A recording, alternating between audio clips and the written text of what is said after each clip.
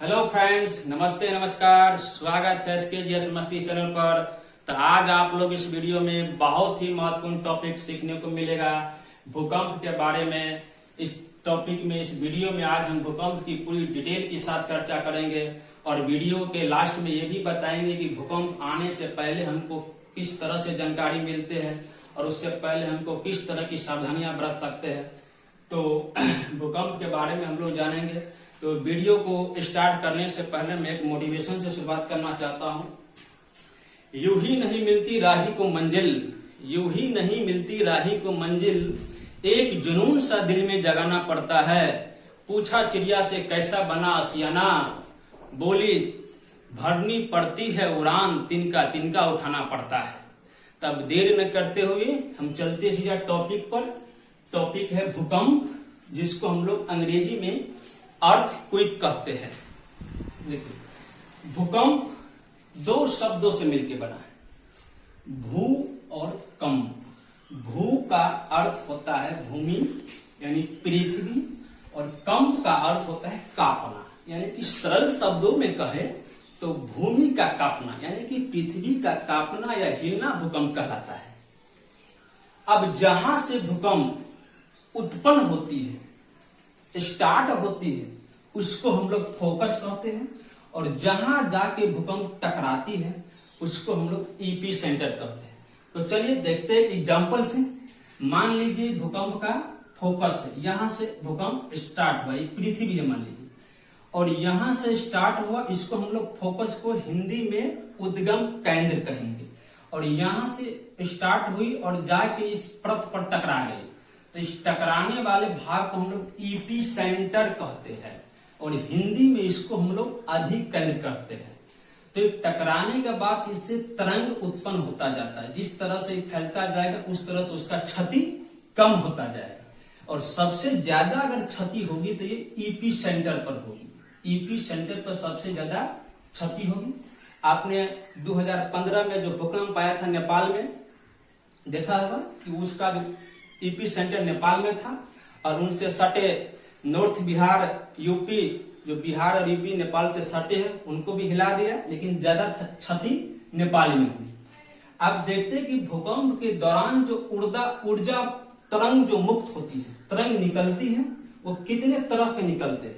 तो देखिए, भूकंप के दौरान जो ऊर्जा निकलती है 3 तरह के निकलते हैं। पहला है प्राइमरी तरंग, जिसको हम लोग हिंदी में प्राथमिक कहते हैं।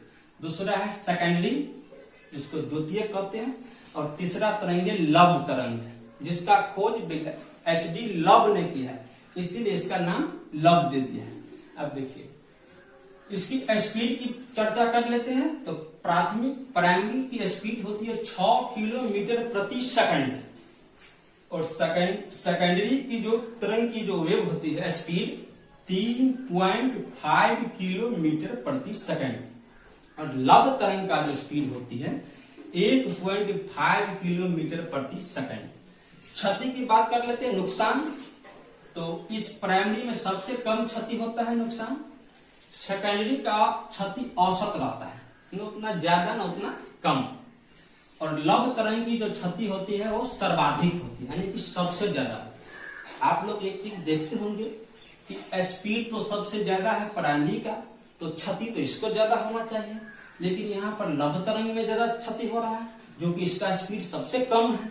तो मान लीजिए, आप एक तो साधारण एग्जांपल में समझा देते हैं।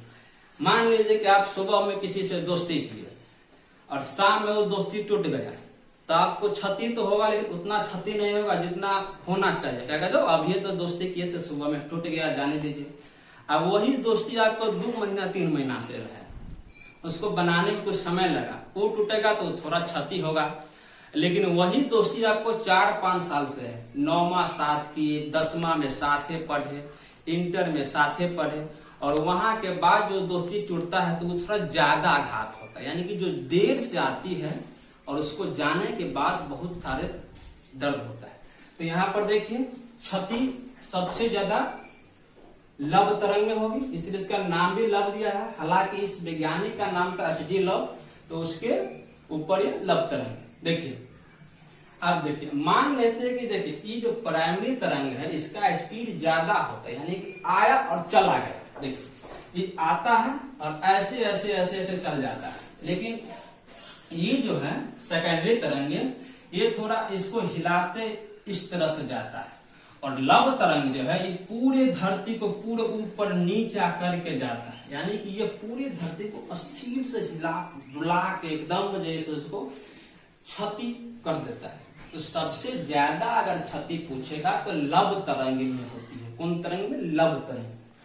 अब देखिए, प्राइमरी तरंग जो होता है उसमें एक ठोस, द्रव, गैस तीनों में पाए जाते हैं। सेकेंडरी ठोस में तो रहेगा लेकिन द्रव में नहीं रहेगा। लव तरंग धरातल को होती है, इसीलिए इसमें ज्यादा क्षति होती है। अब हम देख लेते हैं इसकी जोन के बारे में। तो जोन की बात कर रहे थे, तो भूकंप के जोन को 1 से 5 भागों में बांटा गया है। 1, 2, 3, 4, 5। तो इसमें सबसे ज्यादा खतरनाक वाला जो होता है, ये वाला जो होता है 5वां जोन जो होता है वो सबसे ज्यादा खतरनाक होता है। एक का नहीं रह गया, एक उतना खतरनाक नहीं होता है। अब 2 से, जिस तरह से 2 से गिनती होता है, 2, 3, 4, जिस जगह बढ़ता जाएगा भूकंप की तीव्रता, वो 5वां जोन सबसे ज्यादा खतरनाक होता है।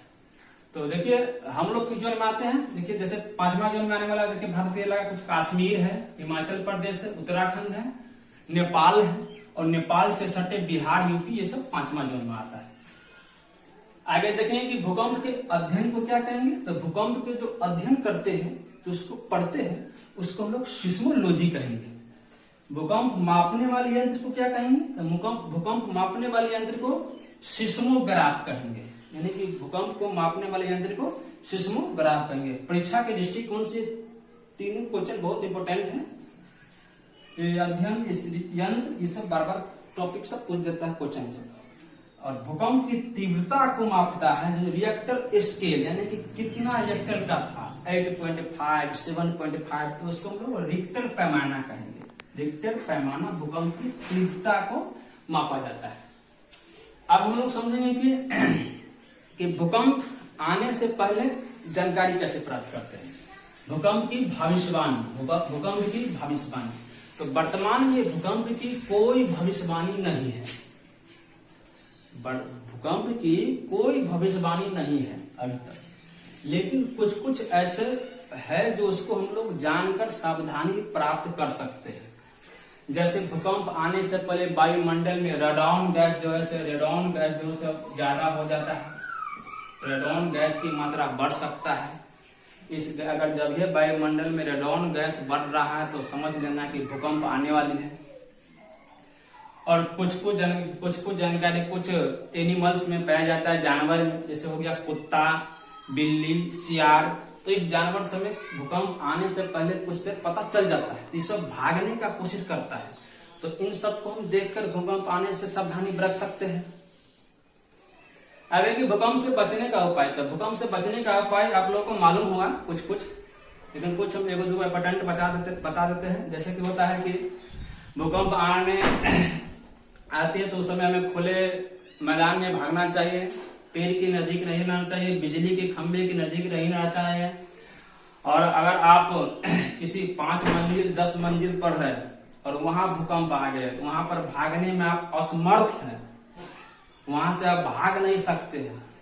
तो उस स्थिति में आप किसी, जैसे कि कमरे में है, कमरे में आप जो सोए हुए अचानक भूकंप आ गया, तो उस स्थिति में जब तक आप दरवाजा खोलिएगा, दरवाजा खुल नहीं रहा है, तो उस स्थिति में क्या करना है कि रूम में जो होता है कमरा में बेड के हमें नीचे लेट जाना है, नीचे बेड के नीचे बच सकते हैं। ये इसीलिए कह रहा है कि अगर मान के चले कोई कम रिएक्टर का भूकंप आ गया तो क्या होता है उससे, जैसे मकान का कुछ, जैसे कि जैसे पंखा गिर पड़ेगा, एल्वेस्टर गिर पड़ेगा, तो उस सबसे क्या हो सकता है, हम बेड के नीचे भी रहेंगे तो उतना जैसे हमारा वजन जैसे रोक सकता है। और जो कोई ज्यादा हाई लेवल का भूकंप आ जाता है तो उसमें ज्यादा नुकसान होता है। रह गई बात, अगर हमारे कमरे में अगर बेड भी नहीं है, खाली है कमरा, तब हम है कमरे में, दरवाजा खुल नहीं रहा है, तो उस स्थिति में हम लास्ट चांस में क्या करेंगे, तो मकान की जो दीवारी जो होती है ना, 4 दीवारें, तो उसमें हमको कोना पर खड़ा हो जाना है। कोना पर, किसी कोना पर आपको जैसे खड़ा हो जाना है या बैठ जाना है, क्योंकि मकान जो भूकंप के जो मकान जो होते हैं कोना से फटता है, यानी कि कोना इधर इधर आप बसने की चांस आपका रहता है।